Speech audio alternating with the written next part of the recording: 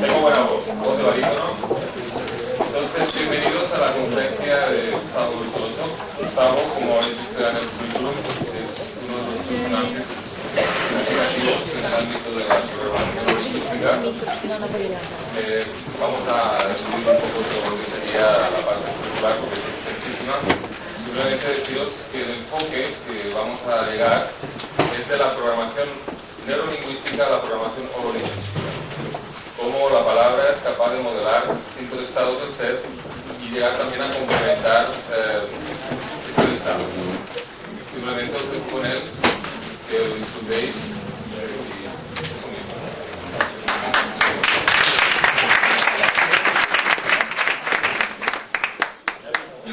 Hay gente que está trayendo sillas.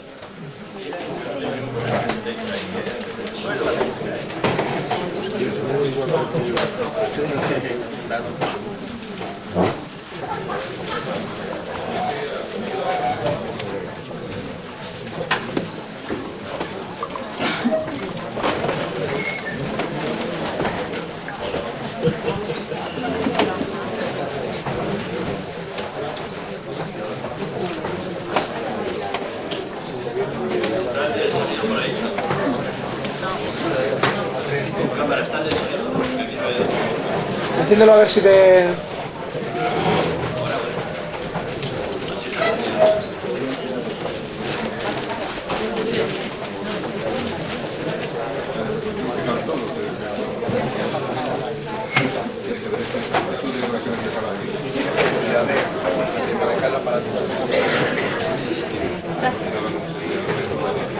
Pero no le interesaría.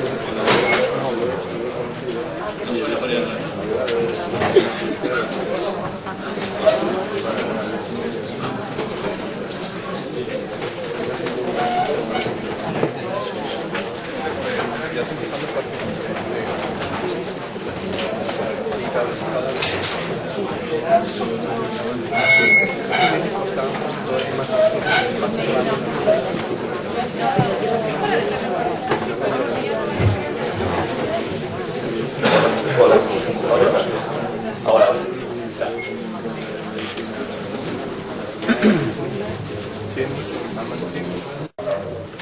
Bueno.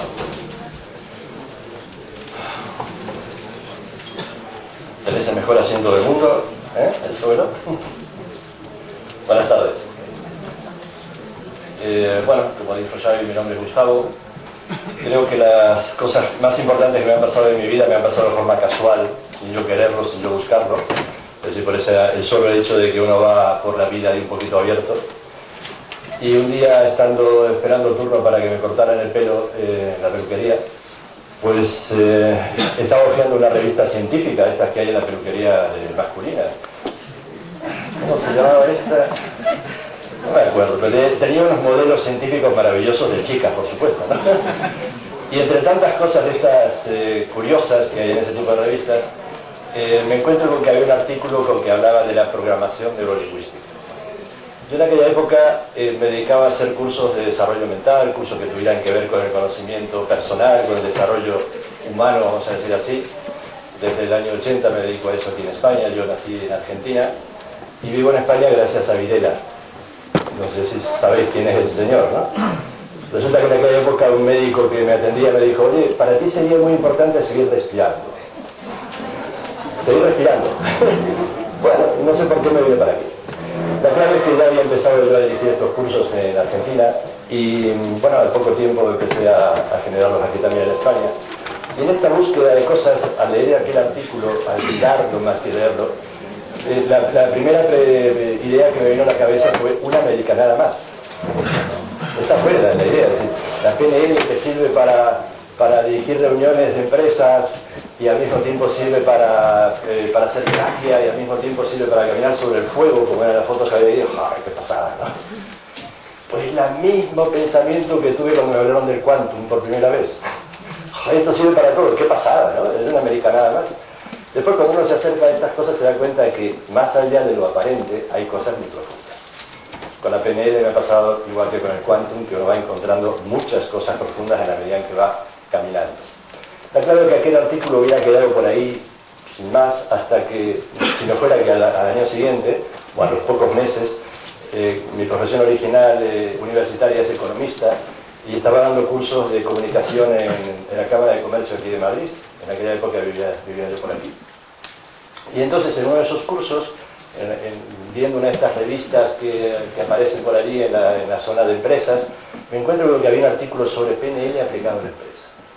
Inmediatamente, como hace el cerebro de relacionar información, me acordé de lo que había leído en la peluquería y que me pareció tan alucinante que se pudiera hacer algo así, caminar sobre el fuego y aplicarlo a dirección de reuniones, que ya dije, bueno, aquí hay algo que en mi interior me llamaba a leer el libro. La cuestión que conseguí ese libro, que fue el primero que se publicó en castellano, lo publicó Grijalbo, se llama Poder sin Límites, de Anthony Robbins, y con ese libro empecé a practicar y a descubrir que había algo diferente de todo el tipo de psicología que yo había estudiado hasta ese momento. Es decir, mi enfoque era psicología cognitiva, psicología transpersonal, y cuando encuentro toda esta información digo, aquí hay algo diferente. Y entonces me animé a trabajar en ello. Pues como aquí no había nadie en España que enseñara PNL, pues en uno de esos viajes a Argentina, donde ya se habían ido los militares y estaba mi madre por allí, encontré con que había un instituto que enseñaba PNL, me enteré de que en España no había nada y entonces contraté a las profesoras de aquel momento a que vinieran a España a enseñar PNL y ahí me embarqué en una aventura que todavía sigue. Una aventura donde he visto mucha transformación en la PNL. Y de la PNL de las primeras épocas, la de casi todos los libros, una PNL muy mecánica, una PNL totalmente sin contemplar el espíritu. Es decir, algo que cuando uno lee esos libros por primera vez le tira para atrás. Ahora hay otras generaciones de la PNL. En este momento Robert Dills, que es la principal figura internacional de la PNL, está hablando de la tercera generación que toma en cuenta todo lo que dice Bill. Toma en cuenta el campo de relación entre las personas, toma en cuenta que lo más importante para hacer una terapia es la conexión esencial. Y desde allí voy a contaros cosas acerca de la PNL. Pero voy a, con esta frase que comienza Richard Bandler, que es uno de sus creadores, dice: la PNL es un método educativo porque enseñamos a la gente a usar su propia cabeza. Muchas veces se ha dicho que tenemos una enorme capacidad, inclusive en ese 1% que dice Bill, ese 1% todavía hay montones de cosas que no utilizamos. Entonces la PNL comienza a ayudarte a entender mejor cómo piensas, que es la gran clave. Pero quiero empezar con esta frase de Jorge Carvajal. Es un médico colombiano que mañana tenéis el gran gusto de conocerle, una persona excelente, sobre todo como persona, y después un profesional con una amplitud de criterios en cuanto a la manera de entender al ser humano y lo que es la relación terapéutica. Esta frase la tenéis en el programa, en la parte de atrás del programa está escrita esta frase. Es decir, que creo que es el gran impulsor de muchas de las cosas nuevas que está habiendo en este momento a nivel de medicina, por eso me encanta citarlo. Y el gran origen de él, como lo mismo de Bill, es esta frase de Max Planck, que fue el gran, le dieron el premio Nobel por descubrir todo esto que llamamos la teoría cuántica. Es decir, el padre realmente de la teoría cuántica, no es de ahora, es del año 1918, pero es el que está hablando de que detrás de todo lo que nosotros hablamos hay una energía que se mueve. Hay algo que está más allá de lo aparente. Y eso que ni siquiera podemos definir porque se nos escapa constantemente de las manos. Como cuando hablamos del yo. ¿Quién soy yo? Pues entonces eso está presente en todo lo que hacemos. Y lo que esta mañana hablaba de Siré o Will, ya uno no sabe qué nombre usar muchas veces, ¿no? Medicina Nelson queda muy bien porque ya lo engloba todo, ¿no? Yo vivo en Mallorca y antes de anoche estaba asistiendo a la presentación de una persona que se declara andrógino en este momento y entonces él se ha bautizado de nuevo con esta facilidad que tiene España, como decía esta mañana Desiree, es decir, de que podemos elegir el sexo en lo que hacemos. Y él dice esto, lo tenéis escrito vosotros en todos los vademecums que os dais, en el tema del mismo ordenador podéis sacar esta información, pero es excepcional entender que la salud es un constante fluir, como él también nos decía esta mañana. Con esta idea entendamos un poquito más qué es la PNL. La PNL surge a principios de los años 70 en la Universidad de Santa Cruz, en California, y es fruto de dos hombres curiosos. Uno de ellos, John Grinder, en aquel entonces tenía unos 29-30 años, era lingüista y era profesor de lingüística en la Facultad de Psicología en la Universidad de Santa Cruz. Santa Cruz es una ciudad pequeñita que está frente a San Francisco. En aquel momento, el rector de la Universidad de Santa Cruz era una persona excepcional, Gregory Bateson. Gregory Bateson es reconocido a nivel científico como el gran impulsor de la idea de aplicar la cibernética al estudio de la psicología humana, de la psique humana. Era aparte de un hombre que constantemente estaba replanteándose las cosas, es decir, como lo hace toda la medicina Nelson, acostumbrémonos a replantear las cosas. Lo peor que puede haber, si para la salud, lo peor que puede haber es el estancamiento, para la mente es exactamente igual. Lo que sucede es que en esos mecanismos internos tenemos tantas cosas a las que queremos aferrarnos que difícilmente nos dejamos fluir. El otro hombre curioso, en ese momento estudiante de psicología y ya era matemático, con 24 o 25 años, se llama Richard Bandler, sigue vivo. Richard en ese momento estaba contratado para estudiar, para informatizar los archivos de Fritz Perls. Fritz Perls, el gran creador de la psicología gestáltica, que había muerto hacía poco, y entonces le habían dado toda la responsabilidad de sistematizar todo lo que Perls había dejado. Ellos empezaron a plantearse, os cuento cómo, porque también es curioso, es decir, un día estaba Richard Bandler en la cafetería de la universidad, y entra Grinder, y lo ve con una cara aburrida y le dice, oye, ¿qué te pasa? Esa cara parece que has salido recién de la tumba. Dice, mira, vengo de la clase de fulano de tal. Un profesor que es doctor en esto, doctor en aquello, esto, aquello. Tiene montones de títulos y sin embargo se comunica fatal. Dice, no aprendemos nada con él.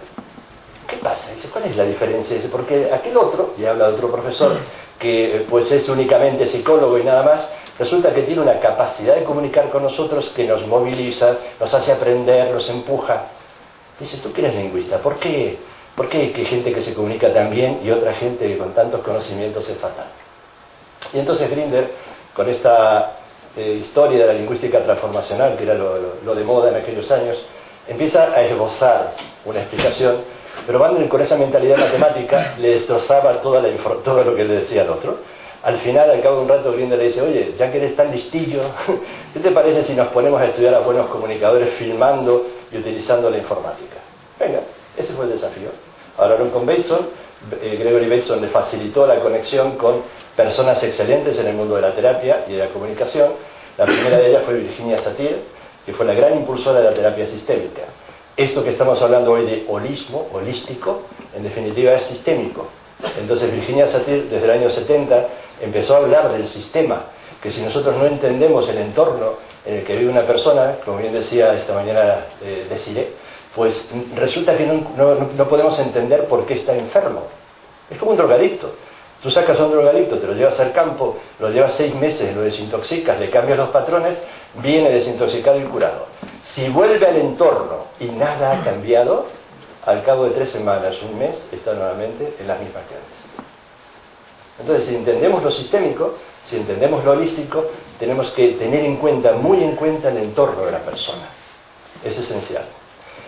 La segunda persona, Fritz Perls, que la estudiaron a través de todos los archivos que tenían de él, archivos tanto sonoros como de vídeo. El tercero, Gregory Bateson, que se prestó a sí mismo para ser estudiado.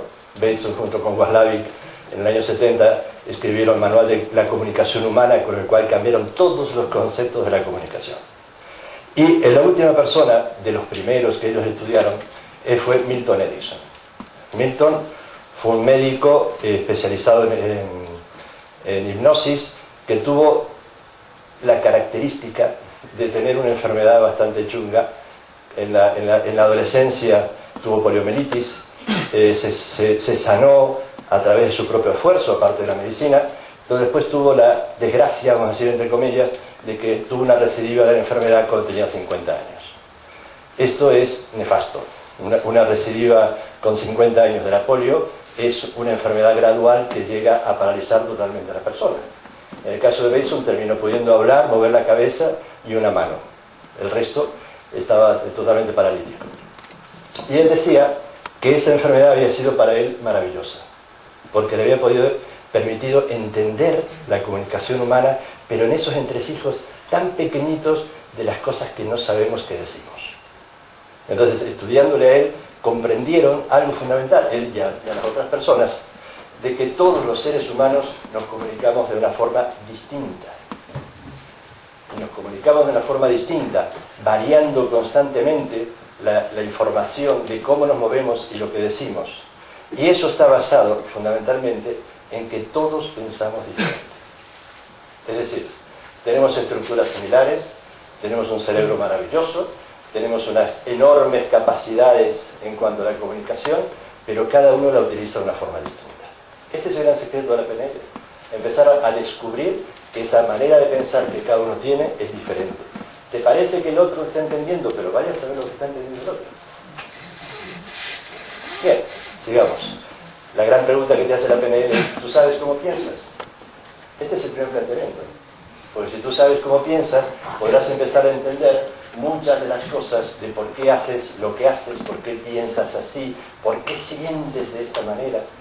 Es decir, aquellas cosas que antes podían ser incomprensibles, a partir de la PNL es un poquito más sencillo empezar a entender. Nosotros habíamos planteado este encuentro como algo práctico, es decir, algo que no fuera una charla simplemente, sino que pudiéramos hacer cosas. Con esta cantidad de gente pues se complica un poquito, pero haremos cosas. Y la primera es esta. Os propongo que ayudaros a descubrir un poquito más acerca de cómo pensáis. ¿Estás de acuerdo? A ver, ¿quién no está de acuerdo? Que levante la mano. Ah, nadie, ¿eh? Quiere decir que todos están de acuerdo. Bien, elegid algo importante. Tan importante como un paseo agradable. No tenéis que comentarle nada a nadie. Es decir, ni con quién estabais, ni dónde, ni cuándo. Simplemente elegid en vuestra memoria un paseo. Tratad de que sea uno solo, porque indudablemente tenemos muchos paseos agradables, pero para que podamos entender un poquito mejor nuestro pensamiento, escoged un paseo, un día, cualquiera de vuestra vida. Puede ser hace 20 años o este fin de semana pasado. Bien, yo os voy a ayudar a pensar un poquito en esto. Venga. Yo os voy a pedir inclusive que cerréis los ojos para que sea más fácil reconocer las cosas que van a pasar dentro de vuestra cabeza. Os invito a cerrar los ojos, a sentaros un poquito cómodos. Va a ser breve, 5 minutos.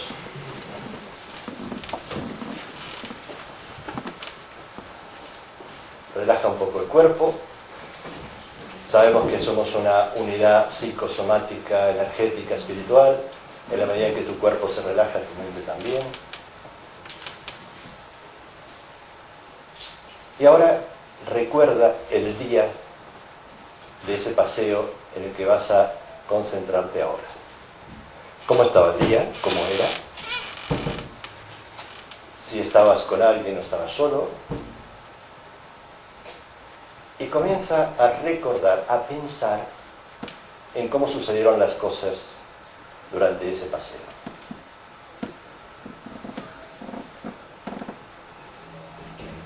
Trata de hacerlo secuencialmente, desde los primeros momentos.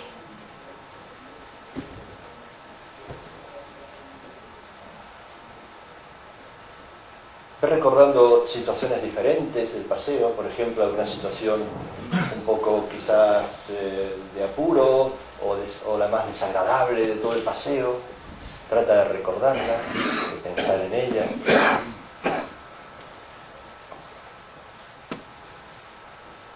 Deja que vayan pasando por tu cabeza distintas ideas, pensamientos. Conéctate ahora con lo más agradable del paseo, el momento que recuerdas como más agradable o uno de los más agradables. Piensa en él, como si estuvieras allí. Date cuenta de tus emociones, de tus sentimientos en este momento. Continúa el paseo y como esto es simplemente un recuerdo, vamos a ir acercándonos mentalmente al momento en que termina el paseo.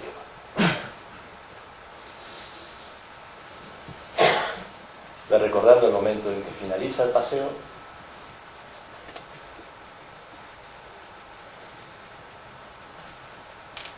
Y como si estuviéramos disfrutando muchísimo, muchísimo de todo esto, te voy a invitar a que te estires y te despereces. Venga, estírate, desperésate bien. Quien no se estira es un maleducado hoy en día. Muy bien. Indudablemente, muchos de vosotros, yo conozco algunos, que habéis estudiado PNL, otros que habéis leído libros. Vamos a tratar de que no estropearle la historia a quien todavía no conoce demasiado. Porque la pregunta que yo hago, para que entre todos saquemos información y podamos aprovechar para nuestra propia vida y nuestra vida, la organización de Quantum, es ¿cómo habéis pensado en el paseo? Así que los que sabéis PNL, boquita callada. ¿Cómo? No importa qué habéis recordado, ni por qué. Simplemente la pregunta es ¿cómo? ¿Cómo habéis pensado en el paseo? Es muy sencillo. A ver, venga, aportadme ideas. Visualizando. ¿Qué significa? ¿Quién dijo eso? Vale, visualizando. ¿Qué significa visualizar? Volver a plasmar lo vivido, o sea, volver a hacer como una fotografía de lo que pasó. Una fotografía de lo que pasó. Perfecto, muchas gracias. Por favor, ¿podéis levantar la mano los que habéis visualizado? Muy bien, perfecto, muchas gracias. Ahora, eso que tú, como ya comenzaste a hablar, ¿tú te veías a ti misma en la imagen? Sí. ¿Nunca estuviste dentro de tus zapatos? Es que es muy curioso. ¿Recordad? Cuando habéis visualizado esto, ¿estabais viendo una película o estabais dentro de los zapatos? Porque esta es la historia. O un ratito fuera, otro ratito dentro. ¿Sí? Casi todos, ¿eh? ¿Alguien ha estado siempre mirándolo desde fuera o siempre metido en los zapatos? ¿Podéis levantar la mano? Fijaros que son pocas personas en relación a todos los que han visto. Entonces, ¿qué significa esto? La pregunta es esto, ¿qué significa esto? ¿Por qué algunas veces estoy dentro, otras veces estoy fuera de mí? ¿Qué relación tiene esto con mi forma de pensar? A ver, tú que has estado un poquito dentro, un poquito fuera, ¿qué relación te puede tener esto? No es lo mismo verlo desde uno mismo a verlo de espectadora. Bien, ¿y cuál es la diferencia? De espectadora se sufre menos, yo creo. ¡Hala! ¿Estás de acuerdo que de espectadora se sufre menos?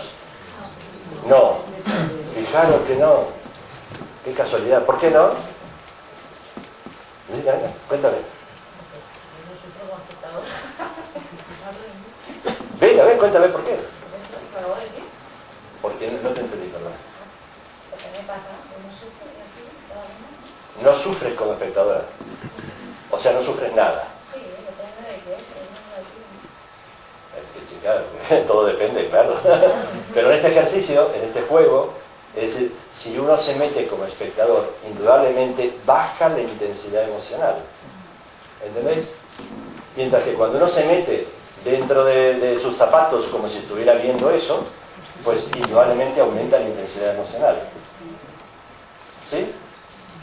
Cuando tú le dices a una persona, cuando tú le dices a tu paciente en terapia, con el Quantum, métete en la situación, te estás haciendo que se conecte con la emoción.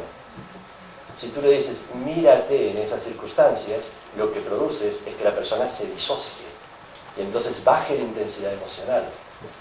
Esto es muy interesante para poder adecuar lo que estás haciendo con el lenguaje, ayudarle a que conecte o desconecte. Hay momentos que la persona está sufriendo mucho, pues oye, ayúdale a retirarse para que no sufra innecesariamente. Y en otros momentos que la persona está muy desconectada, ayúdale a que se conecte, para que tengas una información más fiable. ¿Ya? Bien, esto es curioso. ¿Y alguien ha visto esto en blanco y negro? ¿O todo el mundo en color? A ver, ¿alguien la vio en blanco y negro? ¿Nadie? Sí, en blanco y negro, ¿qué más? Venga, animaros, que no es pecado. ¿Todo el recuerdo lo viste en blanco y negro? Sí, perfecto. ¿Por qué?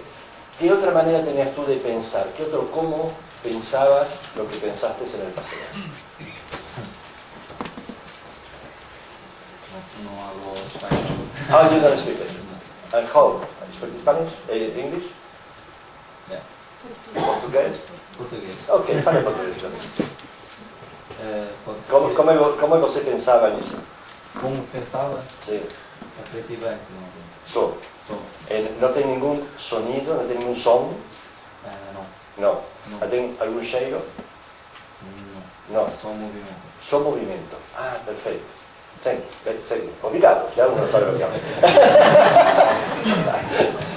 Bien. tenemos sueños y sabéis que soñamos en blanco y negro. Y a veces que soñamos en color. Entonces, según sea la intensidad de la emoción, yo tengo más conexión con el color o más desconexión con el color. ¿Entendéis? Es decir, a medida que hay más conexión con lo emocional, hay más vivacidad al recuerdo. Muy bien. ¿Qué otra manera habéis tenido de pensar en el paisaje? ¿Sí? No tienes, se me está preguntando qué significa soñar en blanco y negro. Normalmente, la mayor parte de los sueños son en blanco y negro. Los sueños que no tienen intensidad emocional. Los distingues rápidamente porque cuando hay intensidad emocional lo ves tal cual. Lo vives tal cual. En muchos sueños no. En los sueños anodinos, donde reciclamos lo que ha pasado durante el día, pues no se siente demasiado. Bien, ¿qué otra manera habéis tenido de pensar? Recuerdos. Y si eso que yo que había dicho que pensar es en uno solo, ¿no? No me haces caso, mira que te digo. Eso es normal también, ¿no? ¿A cuántos les ha pasado? A ver, levantad la mano. No eres tan rara, mira, mira. Fijaros qué infieles que somos hasta con nuestro propio pensamiento. Porque inmediatamente se nos mezclan las cosas. Esto, si lo tenéis en cuenta, es importante también. La intensidad emocional de la experiencia primigenia atrae, conecta con distintas experiencias de intensidad emocional similar. Es decir, hay una conexión. Por eso la persona que está deprimida, una persona que lo está pasando mal, tiene recuerdos constantemente de todo lo negativo. De todo lo que está pasando mal. Bueno, ya es el sol, ya es el colmo, ¿eh? Gracias, gracias. Entonces, lo auditivo, que es esa forma de pensar en los sonidos, en las palabras, en lo que se dijo. ¿Quién pensó en palabras, en sonidos? ¿Pueden levantar la mano? ¿Quién recuerda en ese paseo sonidos, las palabras que se dijeron? Bien. Fijaros que la mayoría, de nuevo, es decir, utilizamos para pensar las imágenes, utilizamos para pensar las palabras. Pero hay gente que tiene dificultad, cuando tú le dices visualizan algo, tiene dificultad para visualizar. Hace años nos obligaban, teóricamente, digo, porque yo cuando me estaba formando me obligaban a visualizar. Y yo cerraba los ojos y veía todo aquí oscuro. Hasta que me acostumbré de que había otra cosa como es pensar en imágenes. Entonces, cuando uno piensa en imágenes es más fácil. Y una persona piensa en imágenes y es mucho más sencillo que la palabra visualizar. Visualizar te obliga a generar imágenes que cuando, por supuesto, te lo estás haciendo, al final te estresas y no logras nada. Bien, sonidos, otra forma de pensar. ¿Y de qué otra manera habéis pensado en el paseo? ¿Quién dijo eso? Olor. ¿Recordabas el olor de las cosas? Muy bien. ¿Qué más? ¿Sensaciones de qué tipo? Espera. Frío, calor, perfecto. Todo lo que es de tacto, ¿no? Correcto. Muy bien. ¿Qué más? Sabores. Sabores. Correcto. ¿Qué otra cosa? Emociones. Qué bien, ¿no? Emociones. Bien, la PNL comienza a separar. Es decir, si utilizamos un lenguaje preciso, la emoción es un producto del pensamiento en el 95% de las veces. ¿Qué significa? Que tú, cuando recuerdas algo, según todas estas características y otras más, por supuesto, si lo recuerdas como si estuvieras nuevamente allí en tus propios zapatos, o lo recuerdas fuera, ya la intensidad emocional ha cambiado. Si las palabras suenan dentro de tu cabeza, o suenan fuera, o los sonidos, es distinto. Si recuerdas el aroma, el sabor, es decir, nosotros pensamos con los 5 sentidos representándonos la realidad. Y lo que está absolutamente demostrado es que uno, cuando está en el lugar, viviendo la experiencia, y cuando la recuerda con todos sus sentidos, se movilizan las mismas áreas cerebrales. Se generan las mismas sustancias. Por eso, cuando una persona está comiéndose el coco todo el día, dándole vueltas a una idea de dolor, de problema, de depresión, está generando sustancias, péptidos, que al final terminan generando enfermedades y está repitiendo constantemente la misma cantidad de sustancias, y eso está generando más enfermedades. Es un pozo vacío, es un pozo que no tiene fin. Por eso es tan importante ayudar a pensar. Con ese 1%, como dice la medicina Nelson, con ese 1% ayudar a generar nuevas maneras de pensar. Entonces, nosotros a través del lenguaje podemos ayudar a una persona que conecte o desconecte para que cambie su mapa del mundo. Según sea cómo piensas, así generas las emociones, en el 95% de las veces. Lo que pasa es que en nuestro lenguaje, en castellano, hay dificultades en la manera de utilizar el pensamiento o el lenguaje más que nada. Cuando yo digo cómo sientes o qué sientes, mucha gente va directamente a la emoción, no va a la sensación. Si yo te digo, me pongo la mano aquí, ¿qué sientes? Puede ser calor, puede ser frío, puede ser peso, y también puede ser comodidad, incomodidad, sentirme bien, sentirme mal. Eso es emoción. En definitiva, la emoción es una evaluación de lo que estamos pensando. Y no actuamos sobre el mundo. Desde que llega la información desde fuera, se mete directamente en la computadora, y desde las respuestas internas que ya tenemos por todos los aprendizajes, desde ahí respondemos. Por eso es tan importante ayudarle a una persona a darse cuenta de los cambios que va teniendo de sesión en sesión para reprogramar su comunicación personal. En PNL hablamos de comunicación hacia afuera y hacia adentro, interpersonal o intrapersonal. Y la interpersonal está basada en lo que tú te comunicas con otra persona. Esta es la historia. ¿Entendéis esto? Porque esta es la clave. A partir de ahí hay muchas variaciones que se pueden hacer. Lo que la PNL descubre que los seres humanos pensamos de forma distinta porque cada uno utiliza la vista, el oído, el olfato, el sabor y el tacto de una forma distinta. Asociado, disociado, viéndose dentro, viéndose fuera, poniendo los sonidos por allí, con más intensidad en esto, menos intensidad en aquello, y eso da emociones.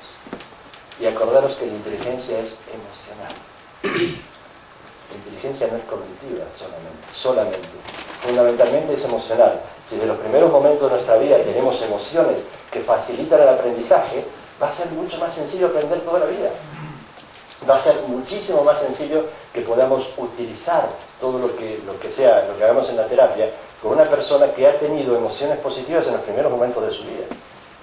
Y si no, tenemos que aprender a generar esas emociones. Entonces, Van der Grinder, en definitiva, dice que ¿cómo pensamos? Los sistemas representacionales, o sea, cómo nos representamos la realidad, eso es la forma en que pensamos. Estos sistemas le llamaron visual, auditivo, y al tacto, al olor, al sabor le llamaron kinestésico. Y este es el lenguaje del cerebro. Y entre el lenguaje del cerebro, el lenguaje en que funciona este cerebro y el lenguaje verbal, como dice la medicina Nelson, hay diferencia algunas veces notable. Una de las cosas importantes, que yo creo que ya todos lo sabéis, pero es importante recordarlo, es que según lo que vosotros le digáis, le estáis ayudando a la persona a conectar con una cosa con otra. Por ejemplo, una cosa muy sencilla. Para pensar en algo tenemos que representárnoslo. Si no hay representación, no hay pensamiento. Bien, hay palabras que no tienen representación. Por ejemplo, digo, manzana. Manzana tiene una representación, ¿no? Una representación visual, de sabor, inclusive de sonido, cuando la muerdo es crack. Entonces, esa es una cosa que puedo pensar. Pero yo digo la palabra no. ¿Qué pasa con esta cabeza? Si yo digo, mira, por favor, hacedme caso, ¿eh? No como hace un momentito que no me hacéis caso. Ahora, hacedme caso. No pienses en un elefante de color rosa con ojos verdes. No pienses en un caballo pastando en un prado lleno de margaritas. La palabra no existe. No tiene representación, no se puede pensar. Para pensar en la palabra no, tienes que primero pensar en lo que sí puede representarse, después tacharlo.